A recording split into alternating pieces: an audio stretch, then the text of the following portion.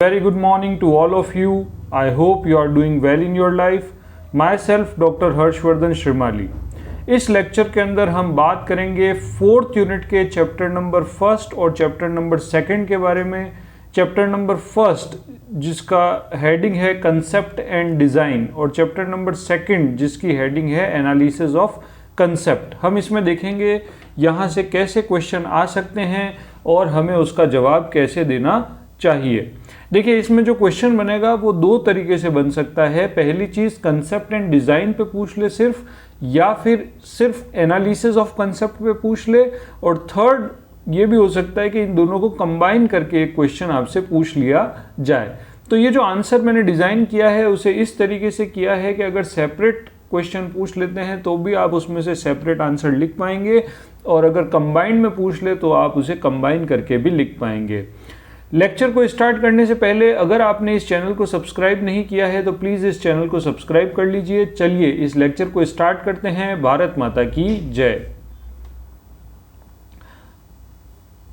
सबसे पहले हम देखते हैं कि यहाँ से क्वेश्चन कैसा बन सकता है. तो अगर यहाँ से क्वेश्चन बनेगा तो वो बनेगा what is concept and design of event management. ठीक है कि कंसेप्ट और डिज़ाइन क्या है, क्या मतलब है इवेंट मैनेजमेंट के अंदर कंसेप्ट और डिज़ाइन का.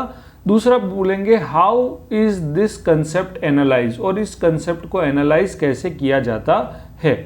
सबसे पहले हम इंट्रोडक्शन देंगे जिसमें हम बताएंगे कि event management is a strategic process that involves planning, organising and executing events. है ना, इवेंट मैनेजमेंट क्या एक ऐसा स्ट्रेटेजिक प्रोसेस है जिसके अंदर क्या क्या आता है, प्लानिंग करना आता है, ऑर्गेनाइज करना आता है और लास्ट में इवेंट को एग्जीक्यूट करना आता है. The concept and the design of event management plays a central role in ensuring that an event meets its objective, whether social, cultural, corporate और personal. है ना, जो कंसेप्ट और डिज़ाइन है, इवेंट का जो कंसेप्ट है, जो डिज़ाइन है, वो ही बहुत इंपॉर्टेंट रोल प्ले करता है, क्योंकि वो इंश्योर करता है कि इवेंट जो है अपने ऑब्जेक्टिव्स को पूरा करेगा, चाहे वो सोशल हो, चाहे वो कल्चरल हो, चाहे वो कॉर्पोरेट हो या फिर वो पर्सनल हो. Event managers must consider various elements like themes, audience, location, budget and logistics during the conceptualization of the conceptualization phase.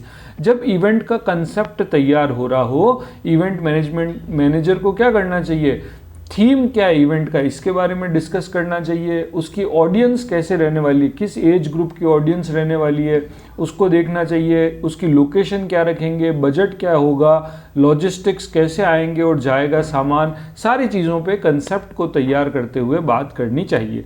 A well design event not only meets clients expectation but also provides memorable experience for the participants. है ना, एक अच्छा well design जो event होता है वो business के लिए भी अच्छा है, हमारे बिजनेस के लिए भी अच्छा है और क्लाइंट को भी फुल सेटिस्फेक्शन देता है. सेकंड हम देखेंगे meaning of the concept and design of event management कि इसका मीनिंग क्या है. The concept of event management refers to the foundation idea और पर्पस बिहाइंड एन इवेंट. है ना, कि मेन फाउंडेशन आइडिया क्या है, मेन पर्पस क्या है उस इवेंट का, उसे क्या कहते हैं हम, concept of event. It encompasses understanding the event's goal, target audience and the overall experience it aims to deliver. The design of event management on the other hand focuses on the creative and logistic blueprint that brings the event concept to life. It involves planning all the key components from venue selection and decor to technical setups and on the day coordination. ठीक है, तो concept का क्या मतलब हो गया कि उसका मेन थीम क्या है, क्या कंसेप्ट का मेन ऑब्जेक्टिव, मेन थीम क्या है, इसके बारे में देखना. और डिज़ाइन के बारे में, डिज़ाइन का क्या मतलब हो गया, डिज़ाइन का मतलब हो गया कि क्रिएटिव और लॉजिस्टिक ब्लूप्रिंट है वो, है ना, कि कब क्या क्या कैसे कैसे किया जाएगा, इसके बारे में बात करेंगे. फिर अपन देखते हैं importance of concept and design in event management. क्या इंपॉर्टेंस है, तो पहली इंपॉर्टेंस है कि ये क्लाइंट और साथ में जो इवेंट मैनेजर है दोनों को क्या देता है, एक क्लियर विजन एंड पर्पस देता है. सबको ये पता होता है कि भाई हमें किस समय में क्या करना है, हर एक वेंडर को ये पता होता है कि उसे इस समय में ये चीज़ करनी है. इवेंट मैनेजर के पास एक विजन होता है कि इस तरीके का उस इवेंट को डिज़ाइन करना है, उसका ये कंसेप्ट होना चाहिए. साथ में क्लाइंट के पास भी ये विश्वास होता है कि हाँ, मैंने जो उन्हें एक कंसेप्ट बताया है उसके अकॉर्डिंग एक इवेंट मैनेजर पूरा इवेंट को क्या करेगा, कंसेप्चुअलाइज करेगा और डिज़ाइन करके मुझे देगा। सेकंड चीज़ क्या है, tailored event experience. Tailor event का जो एक्सपीरियंस है उसे बनाने में, उसे अच्छे से अच्छा करने के अंदर और मिनिमम वेस्ट प्रोडक्ट का मिनिमम वेस्टेज करके और ज़्यादा से ज़्यादा क्लाइंट को सेटिस्फाइड करने के अंदर क्या करता है, concept and design in event management मदद करता है।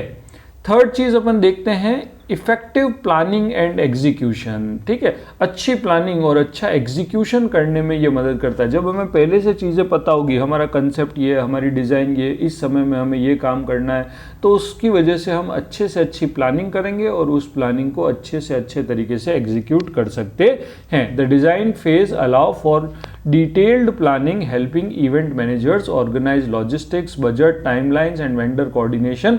Without a well designed plan even the best event concept can fail during execution, resulting in mismanagement and dissatisfaction.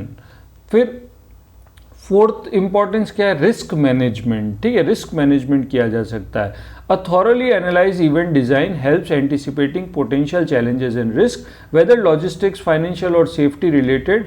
With proper planning, event managers can put contingency measures in place, ensuring smooth operations on the event day. और fifth importance क्या है, client and audience का satisfaction, है ना, इसकी हम बार बार बात करते हुए आए हैं। A well executed event concept and design ensures that clients expectations are met, जो सबसे इंपॉर्टेंट चीज़ है ना, which leads to higher satisfaction level. When the event design aligns with the concept, it creates a positive experience for both clients and attendees, resulting in successful event.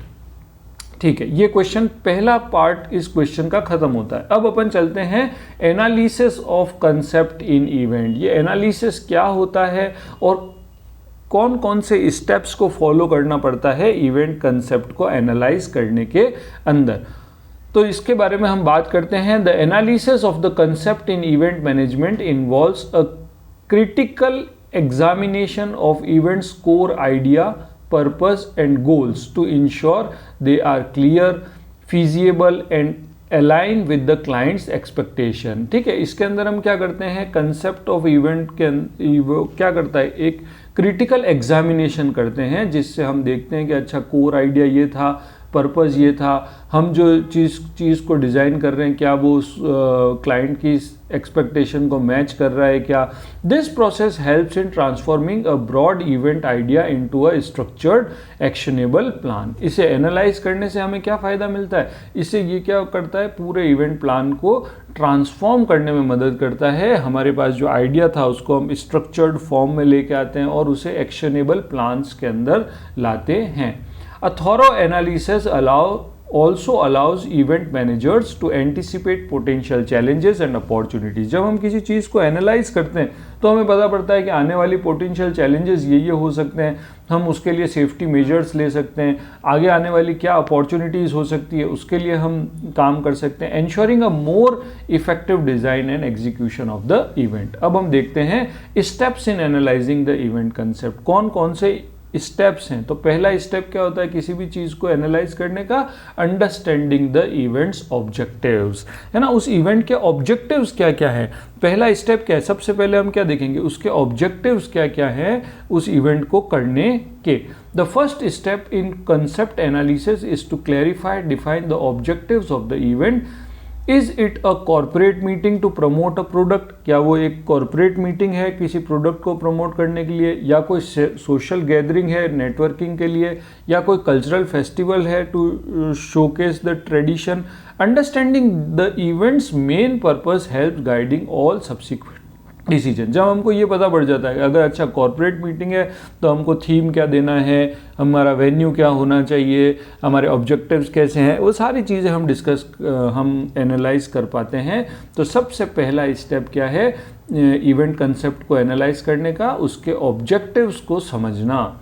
Second क्या है, identifying the target audience, है ना। देखो कभी आप सोचो, कभी imagine करो, अगर कोई एक कॉरपोरेट मीटिंग होने वाली है जो किसी प्रोडक्ट को लॉन्च कर रही है और उसको जो इवेंट मैनेजर है वो इस तरीके से डिज़ाइन कर देता है कि केजी के बच्चों का कोई स्कूल फंक्शन होने वाला है इस तरीके से, तो क्या वो सक्सेसफुल हो पाएगा? क्या नहीं। तो हमें टारगेट ऑडियंस को देखना पड़ता है। अगर कोई ये ऐसी कोई कॉरपोरेट मीटिंग होने वाली है तो हमें पता है कि हमारी टारगेट ऑडियंस कैसी है, उस हिसाब से हम उस इवेंट को डिज़ाइन करेंगे, उसकी पोटेंशियल है ना, तो हर चीज़। तो सेकंड इम्पॉर्टेंट चीज़, सेकंड स्टेप क्या है, हम हमारी टारगेट ऑडियंस को देखेंगे। थर्ड क्या है, बजटरी कंसिडरेशन। हमको बजट देखना पड़ेगा। अच्छा, एक जो क्लाइंट है उसका कितना बजट है, हम कहाँ तक, किस लिमिट तक जा सकते हैं, किस लिमिट तक खर्चा कर सकते हैं, ये सारी चीज़ें हमें देखनी होगी। इसी से हम क्या कर सकते हैं, अच्छे से अच्छा इवेंट कर सकते हैं। फोर्थ चीज़ क्या है, फिजिबिलिटी एंड लॉजिस्टिक्स। हमें ये भी तो देखना होगा कि हमने इवेंट के अंदर जो वेन्यू डिसाइड किया है उसमें वो कितना फिजिएबल है, वहाँ तक क्या सामान पहुँचा जा सकता है, क्या आसानी से पहुँच जाएगा, क्या उसमें हमारी जो कॉस्ट है वो हमारे बजट के अंदर आ रही है, क्या उसके लाइसेंसेस और परमिट्स हमने ले लिए हैं क्या, ये सारी चीज़ें हमको क्या करनी होगी, एनालाइज करनी होगी। तो फोर्थ हम क्या देखेंगे, उसकी फिजिबिलिटी और logistics. Once the concept is outline, it particularly must be assured factors such as venue availability, technical requirements and regulatory consents, for example licensing and permits, need to be considered. If the concept isn't feasible within the given timeline or resources, adjustments are made. उसके बाद हम क्या करेंगे, fifth step क्या है analysis का, creativity and innovation. हम देखेंगे कि कितना क्रिएटिविटी इसके अंदर किया है, कितना और ज़्यादा हम कर सकते हैं, कितनी यूनिकनेस हम लेके आ सकते हैं, इन सारी चीज़ों को हमको एनालाइज करना होता है। अ की part of analysing the event concept is evaluating how creative and unique it is. For instance, is the event offering something new or different to the audience? Creative ideas can make an event more engaging and memorable, but they must also be implemented within the logistic framework. ठीक है, अब हम देखते हैं importance of concept analysis। क्या importance है? तो पहली इंपॉर्टेंस तो क्या है, जैसे ही हम कंसेप्ट को एनालाइज कर लेंगे हमारे दिमाग के अंदर क्लैरिटी आ जाएगी और एक फोकस बन जाएगा कि हाँ हमें ये चीज़ करनी है। सेकंड चीज़ क्या होगी, इन्फॉर्म्ड डिसीजन मेकिंग, है ना। हम अच्छे से अच्छी डिसीजन मेकिंग कर सकते हैं क्योंकि हमने पूरे कंसेप्ट को एनालाइज कर लिया है, तो हम डिसीजन जो है वो अच्छे से अच्छा दे सकते हैं। थर्ड चीज़ क्या है, enhance audience engagement. Proper analysis करके हम ये तय कर सकते हैं कि हमारा जो ऑडियंस है वो ज़्यादा से ज़्यादा उस इवेंट के साथ एंगेज हो सके ताकि उसको एक्सपीरियंस अच्छे से अच्छा मिल सके। फोर्थ पॉइंट क्या है, फोर्थ इंपॉर्टेंस क्या है, मिनिमाइजिंग द रिस्क। जब हम किसी चीज़ को अच्छे से एनालाइज कर लेते हैं तो हम उसके अंदर जो पोटेंशियल रिस्क है उन्हें पहले से ही समझ सकते हैं, पहले से ही आइडेंटिफाई कर सकते हैं और उन्हें मिनिमाइज करने के लिए काम कर सकते हैं। और लास्ट में हम इस आंसर का कंक्लूजन देंगे कि the analysis of event concept is a vital step in the event management process, है ना। एनालिसिस जो है, कंसेप्ट का एनालिसिस करना, ये इवेंट मैनेजमेंट का एक बहुत इंपॉर्टेंट प्रोसेस है, ensuring that the core idea is not only creative but also practical and aligned with the event's goal. By evaluating the concept through feasibility, audience need, logistic factors, event managers can design and execute a successful event that meets both clients and audience expectation. ठीक है, तो ये आज हमने जो बात करी है वो हमने बात करी है आपके फोर्थ यूनिट के चैप्टर नंबर 1 और चैप्टर नंबर 2, और हमने देखा कि इससे क्या क्या क्वेश्चंस आ सकते हैं और उसका किस तरीके से आंसर देना होता है। अब हम जो बात करेंगे वो फोर्थ यूनिट के चैप्टर नंबर 3 की बात करेंगे अगले लेक्चर के अंदर। आप सभी से एक रिक्वेस्ट है कि अगर आपने इस चैनल को सब्सक्राइब नहीं किया है तो प्लीज़ इस चैनल को सब्सक्राइब कर लीजिए, और अगर आपको कोई ऐसा टॉपिक है जो अभी इनिशियल लेवल पे समझ नहीं आ रहा है या आप चाहते हैं कि उसका वीडियो पहले बने तो प्लीज़ मुझे बताइए, मैं उसका वीडियो आपके लिए पहले बना दूंगा। खूब अच्छे से पढ़ाई कीजिए। भारत माता की जय।